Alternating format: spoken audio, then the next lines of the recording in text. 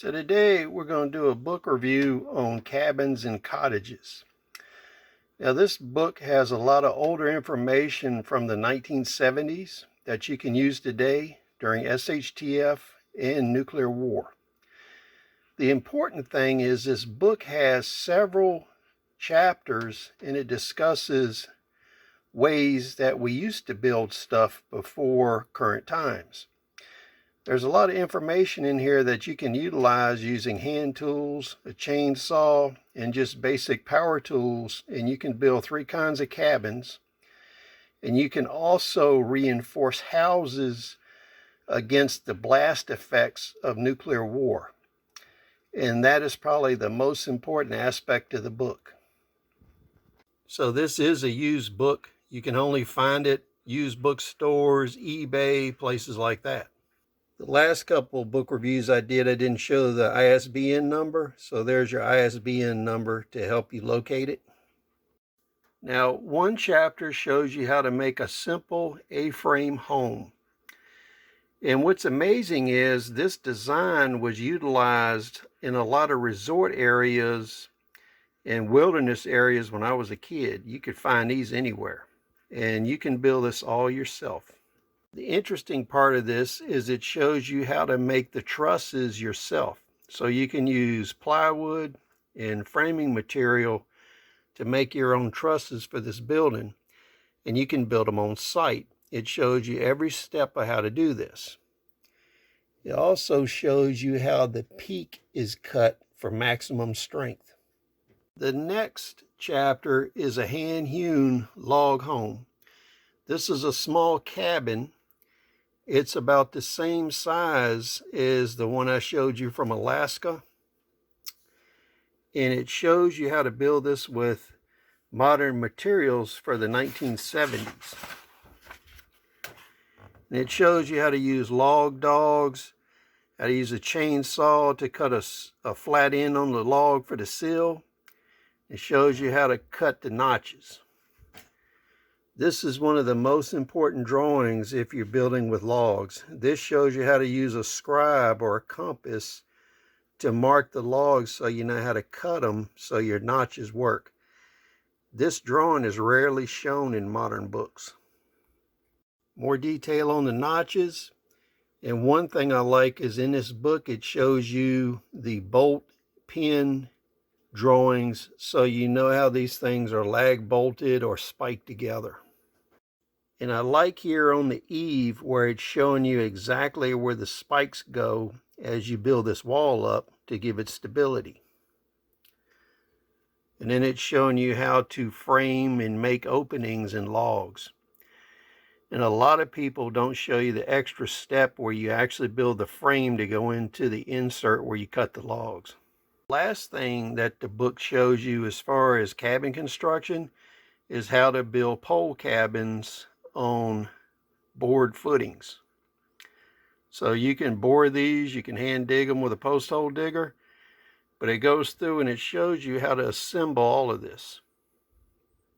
One of the interesting things I don't see very often anymore is how to cut, fold, and nail metal roof panels so that they actually seal the joints. So you can see some detail in here how they cut and fold over this. And this is how they do it on the eave. In this way, you have a windproof and waterproof seal on the edge of the building, which most tin roofs don't have. Now, one of the things you don't see much today is making bond beams top and bottom on block structures. And in here, it shows you the old style of block. These you'll probably have to order if you're going to use them, but it shows you the knockouts and how to do it. And then on the next page, it shows you how to put bond beams in with rebar into the base of your block walls. And this block wall is being laid as a foundation wall. So you can see it's right on the footing, but they've knocked it out and they put a bond beam in it with rebar. And what they would do in a lot of cases is do the same thing at the top of the wall. And this way you have one big, massive, reinforced beam of concrete that holds everything together. It gives you a good diagram of how to make root cellars. Other places in the book, it also shows you how to make a wooden foundation, which you can also use to make a root cellar. Now, one of the most important parts of this book, and which you can use in nuclear war survival skills to harden and increase the blast and wind resistance of a structure, is you can go into an existing building, and you can see here they make cuts into the siding, and you take strapping and you tie everything together from the sill all the way into the studs here. And these are 24-inch plates. At my local Home Depot and Lowe's, they have these up to 48 inches. This is how you do it in the ceiling. You can cut open the sheetrock, paneling, or whatever you got, and you can reinforce your home this way.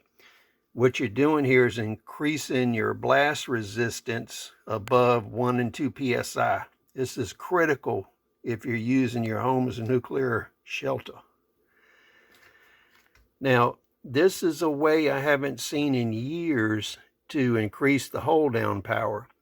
They used to do this with small buildings before they got them tied into the ground good and put the anchors in. And what they would do is they would take railroad ties or 8x8s, and you can use logs for this also. You would dig 4 foot in the ground with regular soil, 6 foot for sand. And with the sand, you have to lay it back. And then you take steel cable, you put a turnbuckle here, and same thing on this side. You have tires that you put on the roof. You have a cut tire here at the peak. And you use this to keep the cable from damaging shingles or tin. So what you would do here is you would take this, you would ratchet this down, and this would greatly increase the hold down power on the roof of your house. Now, I'm going to caution you, you don't want to use cables where trees could fall on them, because if that happens, the cable could cut through the structure and just cut it right in half.